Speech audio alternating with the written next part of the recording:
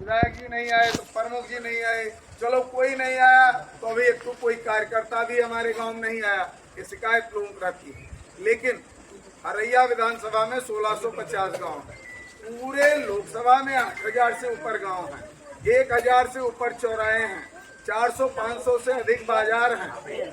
तो 15 दिन के अंदर, 20 दिन के अंदर कोई प्रत्याशी, कोई प्रचारक हर गांव पहुंच जाए, ये संभव नहीं होता है। और यहाँ तो हर घर पहुंचना होता है। तो सवाल एक जगह हुआ कि प्यासा कुएं के पास जाएगा कि कुआं प्यासे के पास आएगा। हमने कहा मतलब कहे वोट आप लोगों को लेना है, हमको देना है, तो आप मेरे पास तक आइए। हमने कहा हम आपके बात से पूर्ण सहमत हैं, लेकिन हमको एक बात ये बताइए कि जब बच्चा स्कूल से पढ़ के आता तो है तो क्या सीधे वो भोजन घर में रसोई में चला जाता है कि वो अपने मम्मी, चाची, दादी को बुलाता है कि माई खनवा दो। जब हम खेत से काम करके आते हैं तो सीधा ही हम अंदर चले जाते हैं कि बुलाते हैं कि लाइए पानी दीजिए, बुलाते हैं ना। तो स्थिति यह है कि 2 बार आपने भोजन पानी के रूप में वोट इस सरकार को दिया और उस वोट के बदले में सरकार ने बहुत सारे काम किए। आज के 10 साल पहले गांव में बिजली 8 ही घंटे हुआ करती थी, वो भी दिन में आ रहा था। सड़कों की स्थिति बदहाल रहती थी, एक तरफ बनता था दूसरे तरफ गुजरता था। और इसी रास्ते से मैं अक्सर महेवा गांव अपनी धर्मपत्नी को लेके आता जाता रहता हूं। 2 साल से आपके गांव की ये पुलिया टूटी पड़ी थी और इसके लिए धरना प्रदर्शन हमने किया था, तब जाकर के पुलिया संस्तुत हुआ था। वो बात अलग है कि हमको सपोर्ट न मिलता हो, लेकिन लोगों के मन में स्थान मिलता है। लोग मानते हैं कि चंद्रमणि पांडे जनहित के लिए लड़ते हैं, चंद्रमणि पांडे अच्छे बिंदुओं के लिए लड़ते हैं।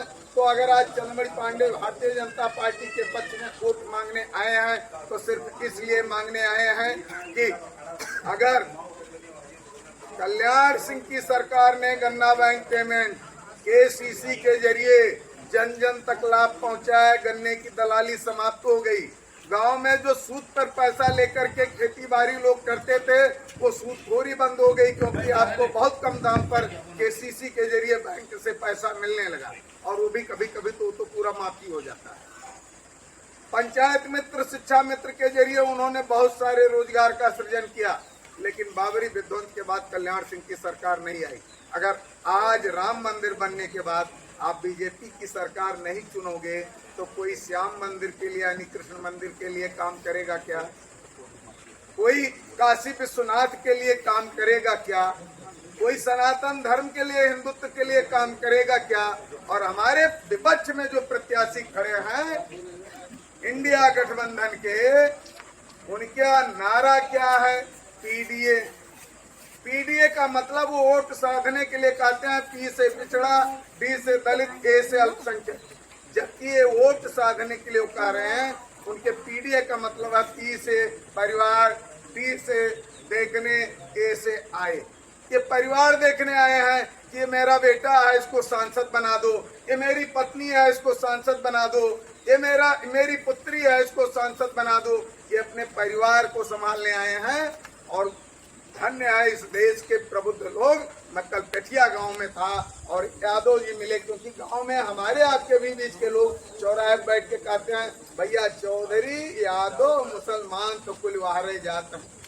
और मैं आपको बता रहा हूँ, पेठिया गांव था, यादव जी ने कहा कि भैया राम प्रसाद चौधरी ने आज तक किसी यादव को जिला पंचायत ही बनाया हो तो सारा पद तो इनको अपने घर में चाहिए, बिरादरी का भी ख्याल नहीं रखते। लेकिन चलिए बिरादरी भी ख्याल रखें तो यादव कौन उत्थान कर दिए। आप लोग जरा विचार कीजिए, यही राम प्रसाद चौधरी 15 साल पहले उत्तर प्रदेश की सरकार में खाद्य रसद मंत्री थे। साइकिलिया लेके खदिया ताई गली गली घूमा गया कि नहीं? फिर घूमेगा, चिंता तो करनी पड़ेगी। मैं कहता हूं कि गठबंधन प्रत्याशी राम प्रसाद चौधरी पहले थे खाद्य मंत्री, जनता इन्हें दिलाए याद तब गेहूं पड़ा नहीं था खाद। और कप्तानगंज का देखो हाल, अब भी सड़कें हैं बदहाल।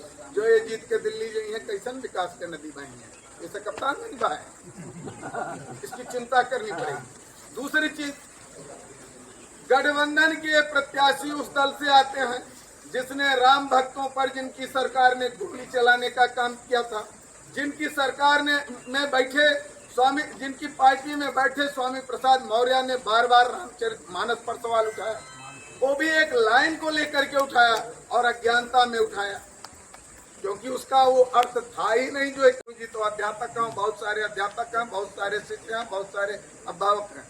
बच्चे को अगर गुरु मारता है तो क्यों मारता है? दुश्मनी बस, जातिगत द्वेष बस। आपके बच्चे में सुधार हेतु यानी शिक्षा हेतु अगर ताड़न का मतलब मारना ही निकाल दीजिए तो वहां भी सुधार भी है। और मानस की अन्य लाइनें उन्होंने क्यों नहीं पढ़ा? पर सरस धर्म नहीं भाई, पर पीड़ा सब नहीं अधमाई, सिया राम मैं सब जग जानी, करो प्रणाम जोड़ झुक पानी। एक लाइन पे आप पूरे मानस पर सवाल उठाते हो। और अगर इस तरीके की बात करोगे तो संविधान में भी तो हमारे आपके बीच बैठे लोगों ने कमी छोड़ा है, संविधान बनाने वालों ने नहीं छोड़ा है। कहीं आपका झगड़ा हो जाए, आप ही मार खाओगे, आप ही थाने में जाओगे, पैसा नहीं दोगे तो आपका संविधान आपको ही जेल में डाल देता है।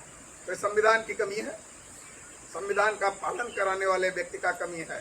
तो तुलसीदास जी ने किस समय रामचरितमानस की रचना की थी?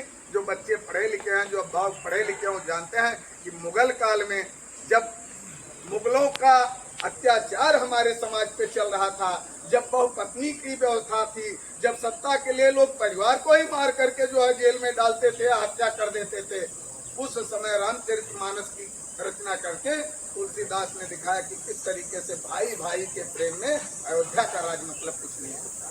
बहुत ज्यादा इसके डिटेल में मैं नहीं जाऊंगा। इसके बाद भी मैं कहता हूं कि तमाम लोग कहते हैं क्या मंदिर खाने को देगा? आप बताइए कि मंदिर बनने के बाद जिस घाघरा तट पर बसे गांवों की जमीन बालू के भी दाम पर नहीं बिकती थी, आज हमारे आपकी जमीन से जमीन मांगी हुई कि नहीं? तो जो राम को मानने वालों की मांगी, सबकी मांगी, जमीनों का मूल्य बढ़ा। 8 किलोमीटर अपूर्ण तटबंध विहीन गांव में 35 साल में सुखपाल पांडे यहाँ विधायक हुआ करते थे, बीडी बांध उन्होंने बनाया था। 35 साल में सत्ता में रह करके उस बांध को बनाए नहीं, और बीजेपी सत्ता में आ गई तो उस मांग को उठाए नहीं। उस बांध को बनाने की लड़ाई हमने लड़ी, और लड़ाई ही नहीं लड़ी, उपनाती घाघरा में छलांग लगाने का काम किया, और सब सरकार विपक्ष हुई। यही इलाहाबाद बैंक हुआ मिस्र में 163 गांव गरीब किसानों के डूबे पैसे को 1,63,00,000 रुपया लड़ करके मैंने 3 महीने के अंदर दिलाया। और कहीं दूर के गांव नहीं थे, पता कर लीजिएगा, किसी गांव में आपका परिचय होगा, नारायणपुर, निदूरी, नदाएं, पौली, सहाराएं, बस्तीला, दुहरिया, इन गांवों के लोग होंगे। वैसे उसमें कोहल, तिवारी और जो है आपके हाही तक का पैसा, और पैसा दिलाया। किसी से पूछेगा कि चंद्रमणि पांडे ने कहीं एप्लीकेशन का 1 रुपया लिखाई भी लिया क्या? अगर उस चंद्रमणि पांडे के नेतृत्व में लोग काम करते, लोग एकजुट होते, तो सहारा का भी पैसा मिल जाता। परसों रामलीला मैदान पर दैनिक जागरण का एक चौपाल लगा था, विपक्षी भाजपा घेर रहे थे कि सहारा पैसा अमित शाह दे। अमित शाह को पैसा दे भैया? सुब्रत राय को ब्रांड एम्बेसडर यही अखिलेश सरकार ने उत्तर प्रदेश में बनाने का काम किया था। सुब्रत राय को पूरे देश में महिमा मंडित करने का काम इसी पीडीए के नाम पर नारा देने वाले इंडिया गठबंधन के दलों ने काम किया था। सुब्रत राय के जरिए जनता को बरगला करके जनता की गाढ़ी कमाई का पैसा आप लुटवाए, और पैसा अमित शाह देंगे। इन लोगों के इस भ्रम से आप निकलिए। प्रभु राम के नाम पर, राष्ट्र के नाम पर, गांव क्षेत्र में हुए विकास के नाम पर पहली सरकार ऐसी बनी है। दुरुपयोग भले कुछ लोग कर रहे हो, उनके घर में अनाज भरा हो, लेकिन वो भी जाकर के कोटे पे अनाज ले रहे हों। लेकिन सरकार ये नहीं जानती, सरकार ये जानती है कि भूख से कोई व्यक्ति मरने न पावे। आज के 10 साल पहले देश के सरकारी गोदामों में अनाज सड़ता, और इस सरकार ने उस अन्न को सड़ने से रोका और लोगों को भूख से मरने से रोका। हर घर फ्री राशन मिल रहा है। विपक्ष कहता 5 किलो राशन। चाची सही सही बताओ, 5 किलो राशन है घर में? अगर 5 परिवार है तो 25 किलो राशन। वो कोरोना 2 बार मिला, 50 किलो राशन मिला। किसी और ने क्यों नहीं सोचा? इस मोदी सरकार के पहले हर घर शौचालय हो, किसी और ने क्यों नहीं सोचा? इस सरकार के पहले हर गांव में बिजली तार, खम्मा और बिजली हो, और किसी सरकार ने क्यों नहीं सोचा? भगवान राम का दिव्य भव्य मंदिर बने, इसके लिए किसी और ने प्रयास क्यों नहीं किया। निश्चित तौर पर वोट पाने का अगर किसी को अधिकार बनता है तो जन जन का कल्याण करने वाले नरेंद्र मोदी को, और इनकी सरकार ने राम का मंदिर ही नहीं बना है, जनता का भी मंदिर बना है। गांव में सर्वाधिक छप्पर हटाने का काम मोदी सरकार ने किया। शायद एक आध गरीब बचे हैं और गरीब को छत देने का काम मोदी सरकार ने किया। तो काम मोदी जी करें। राशन लेने वाले भी कुछ लोग इनके उसमें आके झांसन खाते हैं, मोदी सरकार ने कुछ नहीं किया, कुछ नहीं दिया। अरे उन्हें राशन खाओ कह दो, कुछ नहीं की। उन्हें नीक सर्किट चलो कह दो, कुछ नहीं की। उन्हें बिजली यूज करो और ना तो जगरे जनरेटर रहा हुए रास्ते में सोए पावत रहे, ना सोवे के नहीं मिलत रहा। यह काना बाहे पवाना और कई काना तक 100 काना तक ये सांस खींच ले जाए तो हवा को उम्मीद करे, पता है ना। तो हम बहुत कुछ न कहते हुए इतने कहेंगे, सच्चे मन से विचार करेंगे तो भाजपा से अच्छा न कोई मौके पे दल है और न भारतीय जनता पार्टी के प्रत्याशी से अच्छा आपका प्रत्याशी है, जो 5 साल जनहित पर सोने का काम करते हैं। उनको कमल फूल पर इतना बटन दबाइए, इतना बटन दबाइए कि वो सो जाए, भविष्य में चुनाव लड़ने की कल्पना करें। अंत में 2 लाइनों के साथ हम अपनी बात को समाप्त करेंगे। राम मंदिर ही नहीं, ये यूपीए की सरकार, सपा बसपा के गठबंधन से बनी सरकार यूपीए 2 में राम सेतु भी तोड़ने का काम करने जा रही थी, जो उन्हें पुला से भगवान राम लंका गए। और तब हमने लिखा था कि सागर पे बनाया था जो राम जी ने राम सेतु, नहीं केवल जानकी को लंका से लाने हेतु। अरे जानकी को लंका से लाना तो बहाना था, असल में धरती से पाप को मिटाना था। पर अब तो यूपीए सरकार लगी पाप को बढ़ाने हेतु है, और यूपीए सरकार लगी सेतु को मिटाने हेतु। पर सीएम लग गए चन्मय पांडे, सीएम लग गए हिंद को जगाने हेतु। अरे हिंदी हिंदुस्तान क्या है सब जगाने हेतु। अरे हिंदी हिंदुस्तान क्या है सबको बताना होगा, राम सेतु हेतु हमें मर मिट जाना होगा। अरे गांधी जी का ऐनक घड़ी लाते तुम करोड़ों में, कांग्रेस की सरकार थी, गांधी को मानते हैं। हमने कहा गांधी जी का ऐनक घड़ी लाते तुम करोड़ों में, मान नहीं करते तुम तो उनका हजारों में। अरे गांधी जी का सपना था जो राम राज्य आए भारत में, क्या वो सपना पूरा होगा राम सेतु को मिटाने? और अंत में एक संकल्प ले लीजिए कि हर वोट कमल को, हर सीट कमल को। क्यों? क्योंकि हमें लगता है कि बहुत कम लोग जानते होंगे कि बसपा प्रत्याशी के हैं।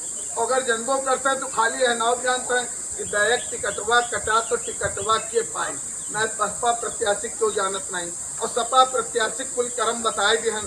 तो अंत में इतना है कि साइकिल हो चुकी खंड खंड। सपा वाले कहा था साइकिल बहुत लहरी बा, हम कहा लहरी बा तो ओका भैया मिस्त्री के दिखाओ।